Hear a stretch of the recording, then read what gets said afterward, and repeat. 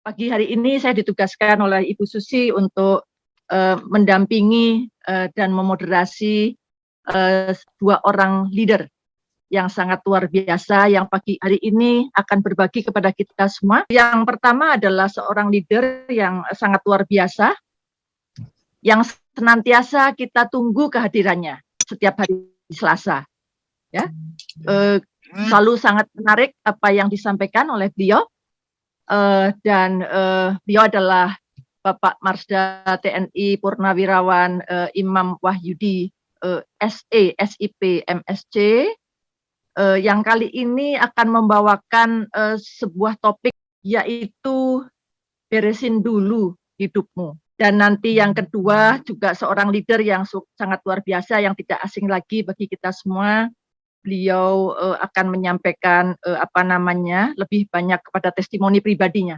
Bagaimana menikmati pensiun sehat bahagia bersama keluarga tercinta. Beliau adalah Bapak Dr. Andes Muhammad Nasir Amir SH, MH. Silahkan kepada Pak Imam untuk menyampaikan presentasinya. Terima kasih, Bu Banun. Assalamualaikum warahmatullahi wabarakatuh. Waalaikumsalam warahmatullahi wabarakatuh. Ibu, Bapak, para sahabat yang berbahagia. Pagi ini saya ingin berbagi sebuah topik yang katanya Bu Banun tadi menggelitik. Judulnya, beresin dulu hidupmu. Bukan hanya Bu Banun yang tergelitik, saya sendiri juga tergelitik. Dan ketika saya mengawali membaca buku ini, yang kemudian saya ingin berbagi kepada Ibu Bapak sekalian, saya sebetulnya marah, Bu. Marah besar baca buku ini. Karena apa? Di balik buku itu ada tulisan, Bu. Kalau kamu mudah tersinggung, berhentilah membaca sekarang. Ini bukan buku untukmu. Nah, buku itu berbunyi seperti itu. Akan saya lempar tadi buku ini, Bu. Tapi karena saya tidak mau dicap sebagai orang yang mudah tersinggung, akhirnya saya terusin untuk membaca ini gitu. Karena ternyata isinya antik gitu, Bu, ya. Seperti kemarin saya berbagi tentang mendaki tangga yang salah. Ini juga isinya antik-antik gitu dan pantas untuk kami bagikan kepada Ibu Bapak sekalian. Itu menurut saya. Nah, nanti kalau tidak pantas ya mohon maaf. Ini slide pertamanya, ini judulnya. Beresin dulu hidupmu, katanya.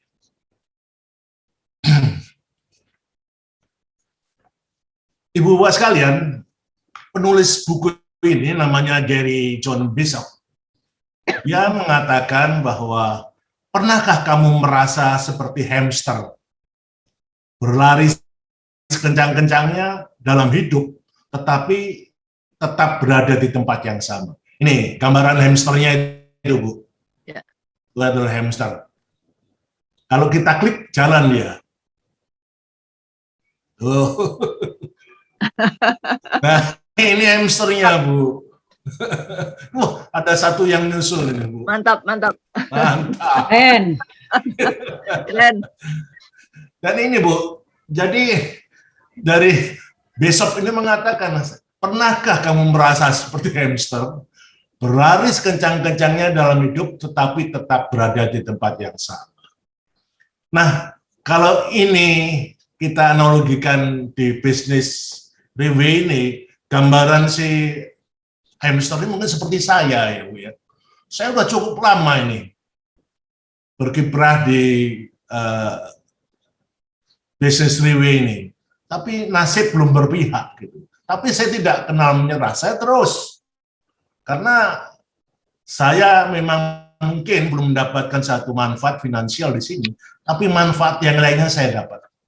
Saya banyak teman ya di grup ini, saya jadi kenal Pak Profesor Haryadi, saya begitu kenal Pak Puspa, banyak yang tadinya tidak kenal saya kenal sekarang. Saya tahu Bu Leni Only gitu.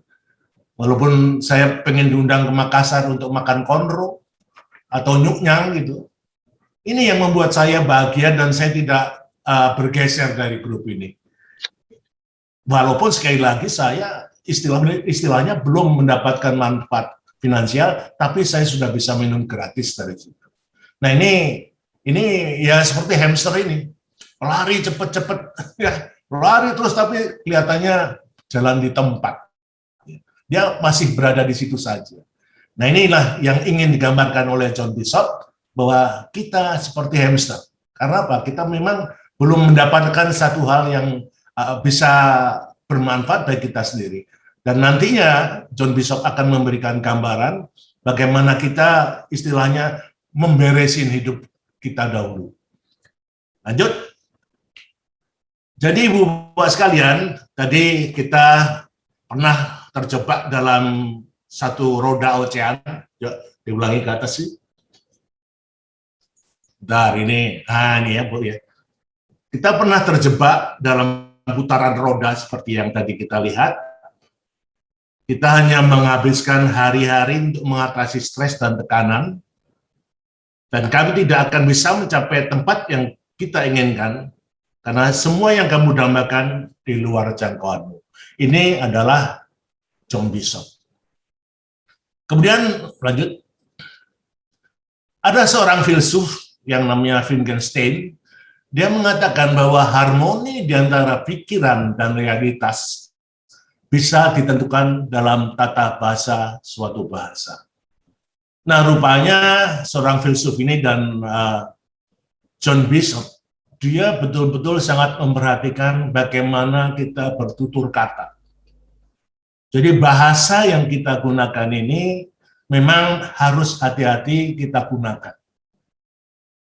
Karena seperti saat-saat yang lalu kita membahas mengenai bagaimana kita membangun hubungan yang harmonis dengan teman-teman kita, lingkungan kita. Ternyata tata bahasa suatu bahasa ini memegang peran penting bagi kelancaran hidup kita. Bagaimana kita membangun hubungan-hubungan ini ternyata sekali lagi ditentukan oleh tata bahasa dalam suatu bahasa. Nah inilah Ibu-Bapak sekalian, dari awal pembukanya dari John Bishop seperti itu, yang menggambarkan kita jangan sampai seperti hamster tadi, lari kenceng-kenceng itu kadang-kadang 5 km per jam tuh kecepatannya. Tapi ternyata kita jalan di tempat.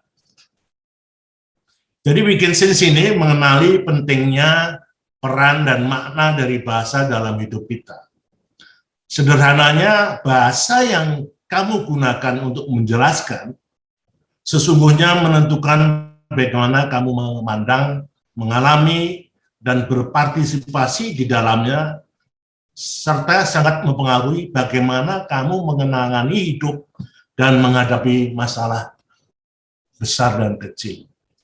Jadi dalam kita menangani masalah hidup yang tentunya ada yang bebannya berat, bebannya ringan, itulah sebetulnya yang dituju oleh filsuf Wittgenstein itu, kita agar betul-betul menggunakan tata bahasa yang bagus. Lanjut. Selanjutnya Profesor Will Hart dari University of Alabama, dia mengatakan bahwa perbincangan diri yang positif dapat sangat memperbaiki suasana hati, menaikkan kepercayaan diri, meningkatkan produktivitas, dan banyak lagi. Ini adalah Profesor Will Hart, konon katanya adalah temannya Bu Banun. Malah katanya, malah sebenarnya seperti yang dibuktikan oleh Profesor Hart dalam dan penelitiannya, perbincangan diri yang positif bisa menjadi salah satu unsur dari kehidupan yang bahagia dan sukses. Kemudian perbincangan diri yang negatif bukan hanya dapat menempatkan kita dalam suasana hati yang buruk, tetapi juga dapat membuat kita merasa tidak berdaya. Ini bisa membuat masalah kecil tampak lebih besar. Dari apa yang disampaikan Bapak Profesor ini, kita diingatkan kembali terhadap satu konsep yang bernama Law of Attraction. Ketika kita selalu berpikir negatif, kelihatannya hasilnya juga selalu negatif. Oleh karenanya kita juga harus mampu merubah pikiran-pikiran negatif kita menjadi pikiran-pikiran positif, sehingga hal-hal yang ke depan kita akan dapatkan satu kesuksesan yang berdasarkan satu pemikiran-pemikiran yang positif. Dan kabar terbarunya mengenai perbincangan diri ini, perbincangan diri negatif mengacaukan kita dengan cara bahkan tidak bisa kita bayangkan. Jadi kalau di benak kita selalu terpikir sesuatu yang negatif, akan mengacaukan kita dengan cara yang bahkan tidak bisa kita bayangkan. Ini sekali lagi adalah ungkapan dari Bapak Profesor yang tadi itu. Nah, sekarang bagaimana bahasa dapat mengubah hidup kita? Jadi rupanya Mas Bishop ini yang membuat buku itu, dia lebih condong pada bahasa akan dapat mengubah hidup kita. Rupanya yang pertama, cara bicara kita akan mempengaruhi kita. Makanya kita harus hati-hati dan puji syukur katanya. Bu Susi sudah membuat satu pedoman bagaimana kita melakukan komunikasi yang baik. Jadi ini agaknya nyambung juga dengan Bu Susi ini. Jadi cara bicara kita akan mempengaruhi kita. Di dalam ilmu komunikasi memang ada seperti itu. Dan di dalam ilmu komunikasi kita tidak hanya menjadi pembicara yang baik, tapi sekaligus kita juga harus menjadi pendengar yang baik. Itu adalah kuncinya. Pembicara yang baik, tapi sekaligus kita harus menjadi pendengar yang baik. Karena terkadang bahasa yang kita ungkapkan itu masuk ke alam bawah sadar dan terinternalisasi. Jadi ada di dalam tubuh kita, ada di dalam benak kita. Masalah-masalah yang berkaitan pembicaraan itu sekaligus akan terinternalisasi. Nah inilah yang harus kita perhatikan dan kita betul-betul harus berhati-hati dalam menggunakan bahasa dalam kehidupan kita sehari-hari. Mengubah pikiran dan perilaku kita dalam jangka panjang. Bahasa yang kita gunakan itu juga akan mengubah pikiran dan perilaku kita dalam jangka panjang. Karena cara bicara kita akan membentuk cara kita memandang hidup. Jadi cara bicara kita akan membentuk cara kita memandang hidup. Kemudian cara pandang yang sama itu langsung berdampak pada perilaku kita pada saat itu. Jadi dalam istilah sehari-hari, cara kita bicara dengan diri sendiri dan orang lain akan langsung membentuk cara kita memandang hidup. Dan cara pandang yang sama itu langsung berdampak pada perilaku kita pada saat itu juga. Abaikan cara pandang, maka kamu ada dalam bahaya. Jadi kita sama sekali tidak boleh mengabaikan cara pandang. Karena kita mengabaikan cara pandang, maka kamu ada dalam bahaya. Ini katanya Bishop. Jadi yang lebih parah lagi, Ibu Bapak sekalian, kalau kita mengabaikan cara pandang, kamu seperti hidup dalam ilusi. Bahkan kamu tidak punya cara pandang. Ini memang kalimat-kalimatnya kadang-kadang susah dicerna, Ibu Bapak sekalian. Saya memang terpaksa membaca 1-2 kali apa yang ditulis oleh Bishop ini, dan saya baru berani menyampaikan karena takut nanti kalau saya ditanya nggak bisa jawab. Gitu. Kemudian, jika terkadang kamu bicara tentang tidak adilnya hidup ini, kamu mulai bersikap sama dengan pandangan itu. Oleh karenanya, kita di dalam mencerna sesuatu harus hati-hati. Karena kalau sekali lagi, jika terkadang kamu bicara tentang tidak adilnya hidup ini, kamu mulai bersikap sama dengan pandangan itu. Jadi pandangan tentang ketidakadilan akan segera menjadi realitasmu. Nah ini yang kita takutkan. Jangan sampai cara pandang ini akhirnya berubah menjadi nasib kita gitu ya. Karena apa yang dikatakan Bishop ini, pandangan tentang ketidakadilan akan segera menjadi realitas kamu ketika kita bersikap sama dengan pandangan itu. Di sisi lain, orang yang memandang kesuksesan seakan sudah berada di sudut jalan, bukan hanya akan bekerja keras untuk mencapainya, tetapi juga diberi energi dan semangat oleh pandangan itu sambil menindaklanjuti pandangan mendasarnya tentang kesuksesan. Jadi Bapak sekalian, selanjutnya Bishop akan membimbing kita semua untuk memberdayakan, menghidupkan, menyemangati, dan memberanikan diri untuk bertindak dalam kehidupan sehari-hari, ya, dalam kurung beresin dulu hidup kita, melalui 7 kalimat asertif, yaitu yang pertama, aku bersedia, yang kedua, aku diprogram untuk menang, yang ketiga, aku bisa, yang keempat, aku merangkul ketidakpastian. Kemudian yang kelima, aku bukanlah pikiranku, aku adalah tindakanku. Kemudian yang keenam, aku berteguh, aku tidak mengharapkan apapun dan menerima segalanya. Oleh karena mari kita elaborasi satu persatu. Yang pertama, aku bersedia. Aku bersedia. Kalau kita memang ingin merubah hidup kita, jadi berhentilah kita menyalahkan nasib. Itu nanti bawah UI, bawah kalau ngasih itu plastiknya, oh ya. Sebentar. Tolong di-unmute dulu. Sudah. Jadi yang pertama, berhentilah menyalahkan nasib. Kemudian berhentilah menyalahkan orang lain, berhentilah menuding pengaruh atau situasi luar. Jadi hidup kita ini seolah-olah nasib, kemudian orang lain yang membuat, kemudian ada pengaruh situasi dari luar. Dan berhentilah menyalahkan masa kanak-kanak atau tempat tinggal. Ini yang keempat ini aneh juga nih. Masa kanak-kanak aja di masa kanak-kanak Bu Susi di Surabaya itu, saya tahu itu. Atau tempat tinggalmu gitu. Marli ya tempat tinggalnya di Genteng. Epictetus mengatakan bahwa situasi tidak membentuk seseorang. Ia hanya mengungkapkan jati diri seseorang kepada orang itu sendiri.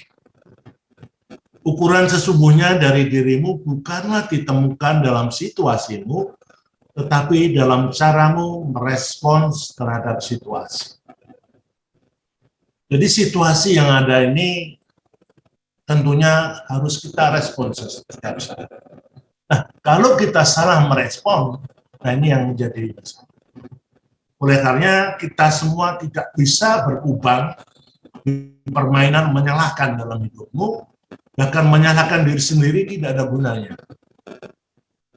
Makanya kita harus move on. Kita di dalam semua kegiatan kita harus jangan menyalahkan nasib, jangan menyalahkan orang lain, terlebih kita menyalahkan diri sendiri. Selalu ada sesuatu yang bisa kita lakukan untuk merubah situasi ini. Namun pertama-tama kamu harus bersedia. Ya, aku bersedia. Ini yang nomor 1. Aku bersedia. Kemudian yang kedua,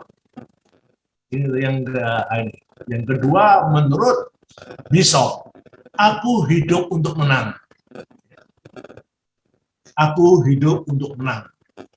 Kebenarannya adalah kamu menang di kehidupanmu. Segala sesuatu yang terjadi sebenarnya adalah kemenangan. Dan yang lebih keren lagi, bahwa aku diprogram untuk menang. Kebajikan hidup Anda bergantung pada kualitas pikiran Anda. Oleh karenanya, jagalah pikiran Anda dan pastikan Anda tidak memikirkan gagasan yang tidak cocok dengan kebajikan dan akal sehat. Masalah pikiran ini saya menjadi ingat, saya selalu ingat apa yang dikatakan Bu Leni Only. Beliau dulu pernah berkata, hati-hati dengan pikiranmu. Karena pikiranmu bisa berubah menjadi kata-kata. Kemudian diteruskan, hati-hati dengan kata-katamu, karena kata-katamu bisa berubah menjadi tindakan. Hati-hati dengan tindakanmu, karena tindakan itu bisa berubah menjadi kebiasaan. Hati-hati dengan kebiasaanmu, karena kebiasaan itu akan berubah menjadi karakter. Nah, Kalau sudah menjadi karakter, ini adalah nasib Anda. Nah, oleh karenanya di dalam kita menyajikan atau berpikir sesuatu, kita harus selalu berlandaskan sesuatu yang positif. Jangan sampai kita berpikir negatif, karena kalau kita positif, terusannya akhirnya kita akan mendapatkan sesuatu yang positif. Demikian pula sebaliknya, kalau kita selalu berangkat dari pikiran yang negatif, maka hasilnya akan negatif juga. Kita semua ini diprogram untuk menang. Kita hanya perlu mengarahkan diri ke arah yang benar agar bisa menang pada sesuatu yang kamu pilih dengan sengaja. Jadi yang namanya sasaran kemenangan itu yang menentukan adalah kita. Ya. Tinggal bagaimana kita ini mengarahkan ke kemenangan itu sendiri. Kita ini diprogram untuk menang akan mendukung kita dalam menyadari seberapa berdayanya kita. Tapi kita masih memerlukan rencana. Itu berarti kita harus mulai mengisi ember kita. Ember kita, ya kita harus mengisi otak kita. Ya. Saya nggak tahu nih kenapa Bishop pakai istilah ember ya. Tapi ya ini harus saya sampaikan. Ember kalau menurut saya itu ya, benak kita. Kita harus mengisi otak kita ini dengan gagasan-gagasan yang benar. Mulai dari pemikiran hal-hal yang ingin diubah dalam hidupmu, di area mana kamu benar-benar ingin melihat kemajuan, dan apa yang benar-benar ingin kamu capai. Jadi rumuskan rencanamu, rangkulah tantangan, dan upayakan memahami diri sendiri lebih mendalam dan bermakna. Yang tahu tentang kita adalah kita sendiri. Makanya banyak cara bagaimana kita bisa menilai diri sendiri maupun orang lain. Kita kenal istilah SWOT analisis dan beberapa hal lagi yang bisa secara rinci menilai apa adanya kita. Ini penting untuk dipahami Bapak sekalian, karena jangan sampai kita melakukan sesuatu di luar kemampuan kita. Yang tahu limitasi kita adalah kita sendiri, bukan orang lain. Nah, itu adalah aku hidup untuk menang. Itu yang kedua. Yang ketiga, aku bisa. Nah, ini aku bisa. Setiap orang selalu punya masalah. Karena apa? Karena hidup tidak selalu sempurna. Dan katanya, hidup tidak akan pernah sempurna. Masalah memang tidak selalu terlihat baik dan tidak selalu menyenangkan. Tapi kamu bisa menghadapinya. Jadi kunci penting di sini adalah bahwa kita semua ini didesain ya, sebagai pemenang untuk bisa menghadapi semua permasalahan. Kalau kita ingat dulu Pak Habibie, beliau selalu mengatakan, it can be arranged, semuanya bisa diatur. Kalau nggak percaya, tanya Pak Hernanto ini. Dulu sama-sama Pak Habibie. Semuanya bisa diatur, semuanya bisa dihadapi. Jadi ini merupakan kekuatan kita. Jadi kita tidak perlu terlalu pesimis bahwa kita tidak bisa menghadapi. Semua bisa kita lakukan, semuanya bisa kita hadapi. Setiap orang itu punya masalah. Dan hidup tidak pernah selalu sempurna. Hidup tidak akan pernah sempurna. Sokrates yang hidup di 2400 tahun yang lalu mengatakan, hidup tidak sempurna. Begitupun sekarang. 2400 tahun yang lalu Sokrates mengatakan demikian, tapi kenyataan bahwa sekarang pun tidak sempurna. Kita dapat melihat masalah melalui sudut pandang. Jika semua kemalangan kita ditumpuk dalam satu tumpukan, lalu setiap orang harus mengambil bagian yang sama, sebagian besar orang akan puas mengambil miliknya sendiri kemudian pergi. Ya. Jadi ketika semua kemalangan kita yang ada di grup ini ditumpuk misalnya dalam satu tumpukan, lalu setiap orang harus mengambil bagian yang sama, sebagian besar orang akan puas mengambil miliknya sendiri kemudian pergi. Ini memang realitas seperti itu. Jadi tumpukan kesalahan yang diambil nggak lagi memperhatikan orang lain. Oleh karenanya kita ini diberikan satu kekuatan untuk ya secara pribadi mampu mengatasi permasalahan. Karena kalau tidak, ya susah kita. Ya. Karena teman-teman kita, masalahnya sendiri akan diambil sendiri. Gitu. Tapi masalah orang lain tidak mungkin dia akan. Nah ini yang tentunya kita harus garis bawahi. Jadi jika setiap orang di sekelilingmu sedang menangani masalahnya sendiri, bahkan masalah yang lebih berat dari masalahmu, kamu juga pasti bisa. Jadi ketika orang lain mampu mengatasi persoalan-persoalan yang berat, bahkan ya memeras keringat, memeras tenaga, memeras biaya, itu artinya kalau orang lain mampu mengatasi persoalan, tentunya kita juga bisa mengatasi persoalan. Jadi istilahnya nggak ada persoalan yang tidak dapat kita selesaikan. Semua dapat kita selesaikan. Ketika akhirnya kita menempatkan segalanya di sudut pandang yang benar, kita akan tiba pada kalimat, aku bisa. Aku sudah memegang kemudi, aku punya kendali. Jadi sekali lagi, aku bisa menyelesaikan semua persoalan yang timbul. Ini penting untuk kita, sehingga kita tidak gampang patah semangat, atau kita gampang melarikan diri, padahal semuanya belum kita selesaikan dengan baik. Jadi, aku bisa. Aku bisa, Bu Sri, aku bisa Bu Panun, aku bisa Pak Her, aku bisa semuanya. Jadi saya anggap ini aku harus bisa mengatasi semua. Lanjut, ini yang ke berapa ini? Keempat tadi. Aku merangkul ketidakpastian. Ketidakpastian ini adalah tempat kebaruan terjadi. Tempat kebaruan ini setelah saya lihat di KBBI maksudnya tempat yang baru lah. Cuman karena ditulisnya seperti itu, saya nggak berani merubah ya, takut sama besok. Jadi ketidakpastian adalah tempat kebaruan yang terjadi. Jadi di setiap kita mengambil keputusan, hal baik yang bisa Anda lakukan adalah hal yang benar. Hal kedua terbaik adalah hal yang salah, dan hal terburuk yang bisa Anda lakukan adalah tidak berbuat apa-apa. Ternyata di dalam sebuah persoalan, endingnya adalah pengambilan keputusan. Nah, pengambilan keputusan ini terkadang yang kita lakukan adalah benar. Dan terkadang kita ambil keputusan tapi salah. Tapi lebih baik kita mengambil keputusan yang baik atau salah ketimbang kita tidak berbuat apa-apa. Jadi sekali lagi, kita lebih baik mengambil keputusan baik atau salah ketimbang kita tidak berbuat apa-apa.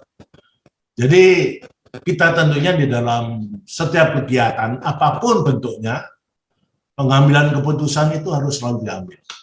Karena kalau pengambilan keputusan tidak diambil, itu artinya percuma saja kita berbuat sesuatu. Kita mengambil keputusan salah itu akan lebih bagus ketimbang kita tidak melakukan apa-apa. Karena apa? Karena sudah bersusah payah melakukan kegiatan yang seperti kita lakukan di saat sekarang ini. Kita bergiat di business freeway, ya tentunya melalui tahapan-tahapan yang demikian complicated.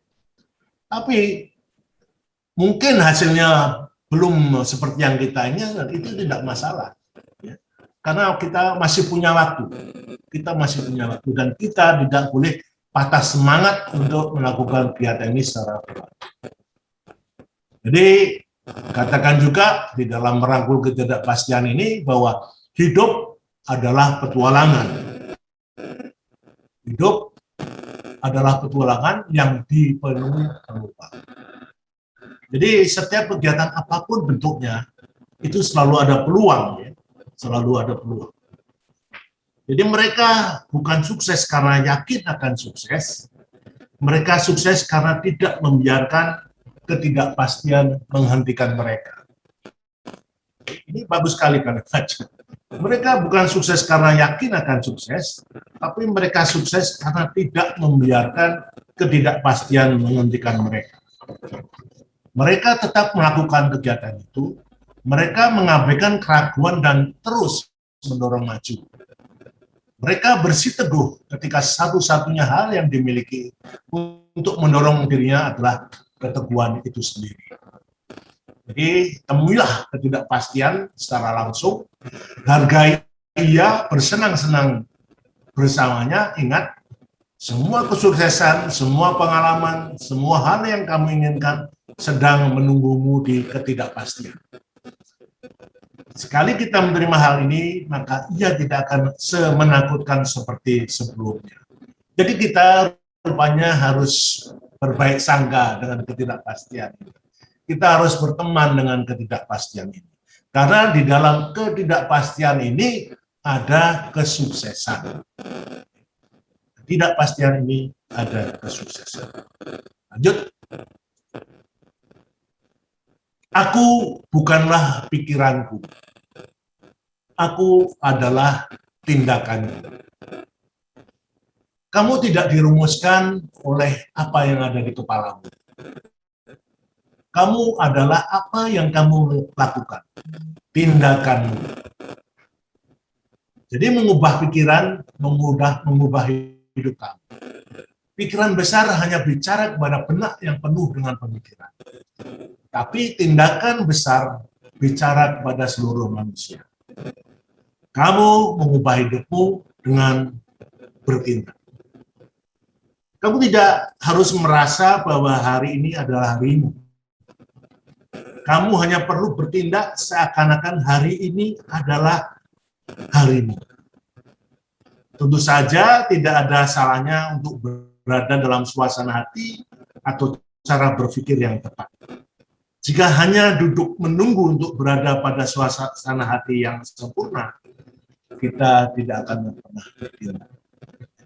Jadi kalau kita hanya menunggu dan menunggu suasana hati yang enak, akhirnya kita tidak melakukan apa-apa, ya kita akan ketinggalan dengan yang lain. Kita tidak melakukan tindakan apa. Jadi kamu mengubah hidupmu dengan bertindak, bukan dengan berpikir untuk bertindak. Keren ya.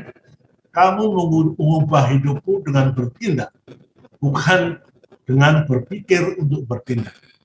Jadi tindakan di sini yang lebih dipentingkan, bukan hanya berpikir untuk bertindak, karena berpikir untuk bertindak artinya kita tidak bertindak. Ketika kamu terkait erat dengan tindakan yang kamu lakukan, sesuatu yang ajaib akan mulai muncul. Jadi tindakan-tindakan kita ini sebetulnya akan menimbulkan sesuatu yang positif bagi kita. Dan Bishop lebih senang mengatakan sesuatu yang ajaib akan timbul di situ. Jadi bertindak adalah jalan tercepat untuk mengubah pikiran. Tindakan mungkin tidak mendatangkan kebahagiaan, tetapi tidak ada kebahagiaan tanpa tindakan. Ibu Bapak sekalian, jadi ini mungkin menjadi pemikiran kita bersama, dan tentunya kita sependapat dengan istilahnya Pak Bishop tadi, bahwa tindakan mungkin tidak akan mendatangkan kebahagiaan bagi kita. Tetapi tidak ada kebahagiaan tanpa tindakan. Jadi tindakan kita seperti yang dilakukan oleh ketua tim kita, Bu Susi Suryono, melakukan dan mendesain Zoom meeting seperti ini adalah merupakan satu tindakan yang bagus dan perlu diacungi jempol. Karena apa? Melalui media ini kita bisa terus bertukar pendapat, bisa sharing berbagai ilmu, bisa saling mendengarkan pendapat orang lain. Karena di dalam kelompok ini tentunya kita bisa mendapatkan masukan-masukan dari banyak pihak. Kita melihat para senior di Riwe ini yang telah mampu istilahnya menggebrak ya dunia ya, dengan predikat-predikat yang tinggi seperti PAFU, seperti Pegasus. Ini adalah satu komunitas yang bisa kita sadap ilmunya. Ya. Saya yakin beliau-beliau juga dengan senang hati akan memberikan ilmu kepada kita. Dan ini melalui media Zoom meeting ini. Dan media Zoom meeting ini yang membuat kita hidup sekarang ini. Setiap Selasa saya menunggu acara ini. Ya, setiap Selasa menuju acara ini. Walaupun di dalam acara ini saya harus berbuat sesuatu, tapi buat saya bukan masalah. Karena saya senang sekali ya, saya senang banget bertemu dengan teman-teman di media ini, dan saya juga senang berbagi, dan tentunya berbagi bukan hanya saya, tapi teman-teman juga akan berbagi bagi kehidupan saya. Dan inilah sebetulnya yang membuat kita ini terpacu dan ingin terus berada di dalam grup Zoom meeting ini. Kemudian lanjut, ini yang keberapa ini? Kelima atau ke-6? Aku bertabuh. Ke-6 ya Bu ya? Ya. Saya yang ngomong nggak inget ini, tahu-tahu udah ke-6 aja. Waduh, udah kelewat, tapi saya akan, belum ya, saya 1 jam, tapi saya akan gunakan 45 menit aja Bu. Aku berteguh. Kesuksesan terbesar kita lahir dari ketidaknyamanan, ketidakpastian, dan risiko.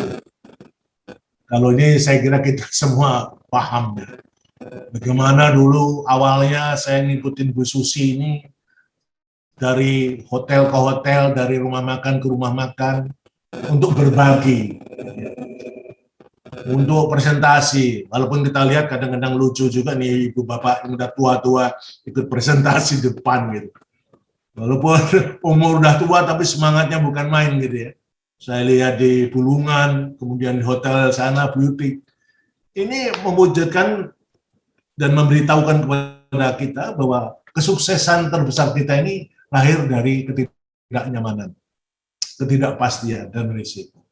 Ini secara gamblang memang kita bisa rasakan. Bagaimana jerih payah dulu ya.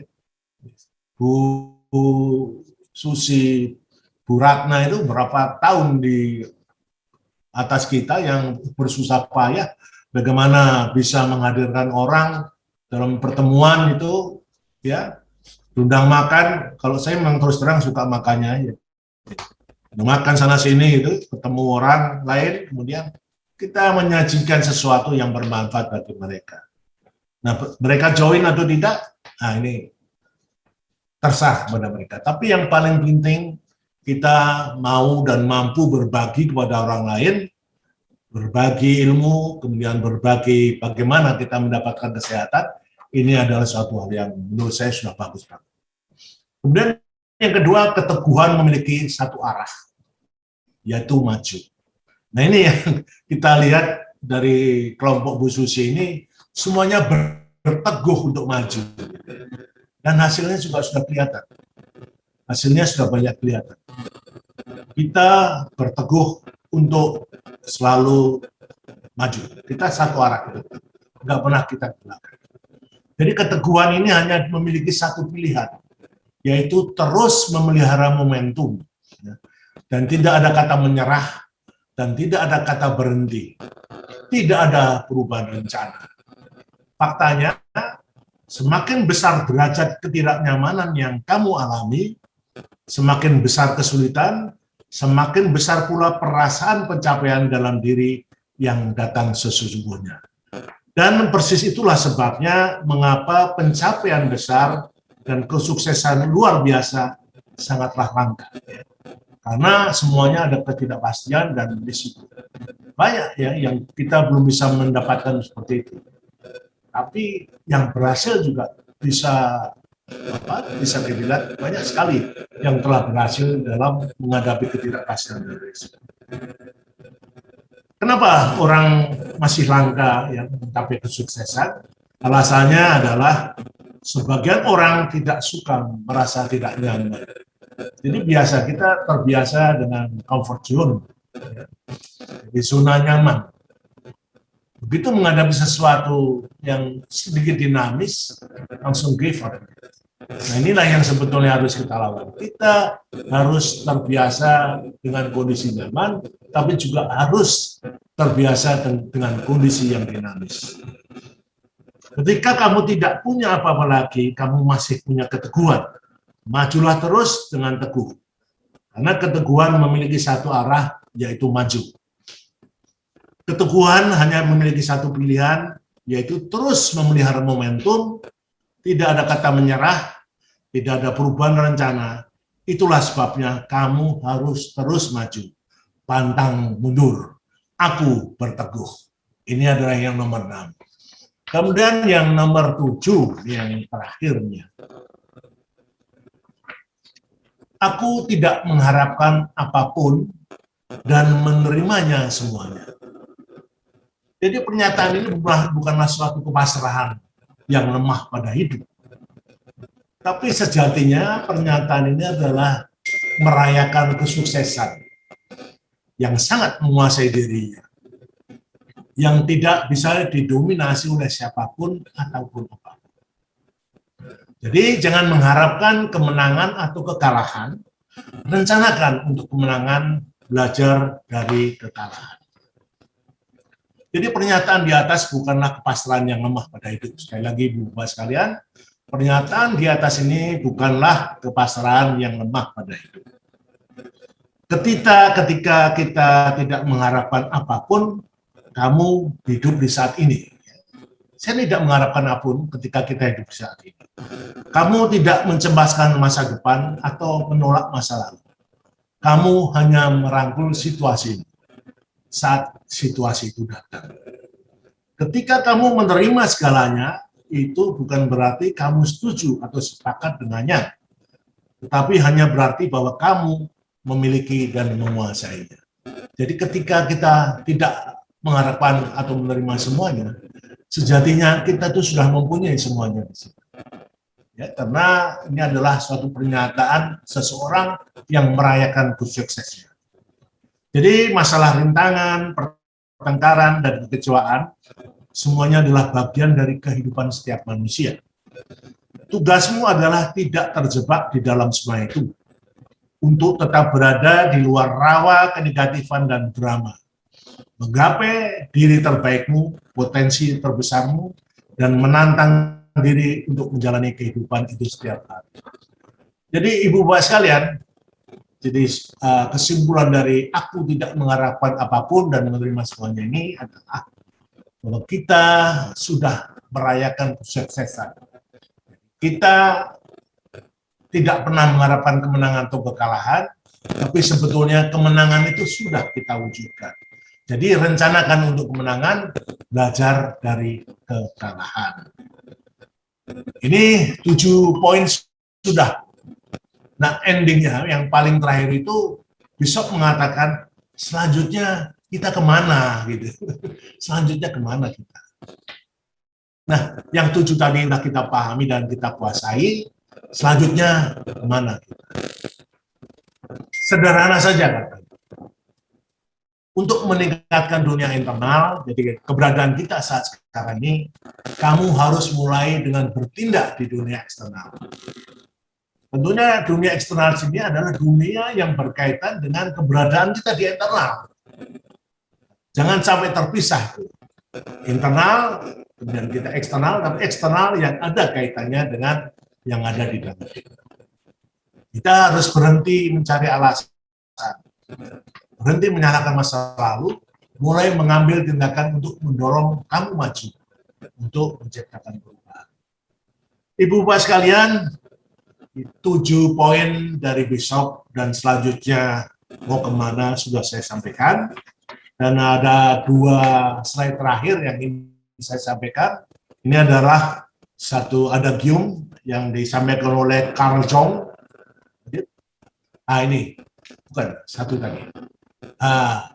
Anda adalah apa yang Anda lakukan, bukan yang Anda katakan akan lakukan. Ini beda.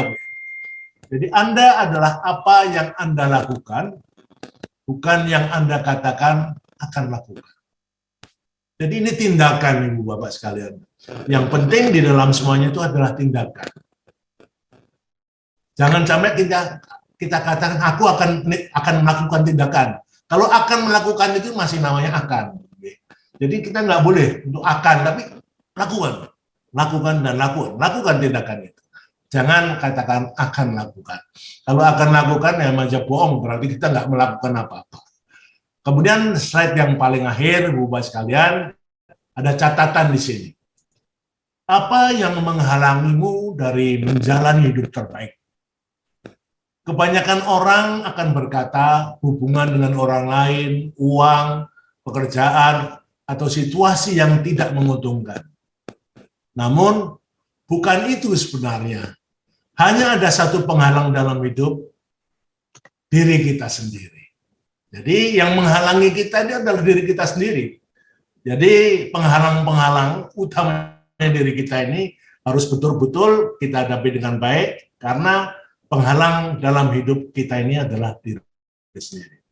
Ibu bapak sekalian, demikian apa yang saya sampaikan. Berbagi buku karangannya Gary John Bishop. Walaupun saya pertamanya agak tersinggung, tapi akhirnya saya tidak tersinggung dan saya bisa berbagi kepada teman-teman. Mohon maaf kalau ada yang keliru, tapi kalau ibu bapak berkenan mendalami ya tunggu buku ini dewe Pak ya. Judulnya Beresin Dulu Hidupmu, karangan Gary John Bishop. Demikian ibu bapak sekalian, wassalamualaikum warahmatullahi wabarakatuh.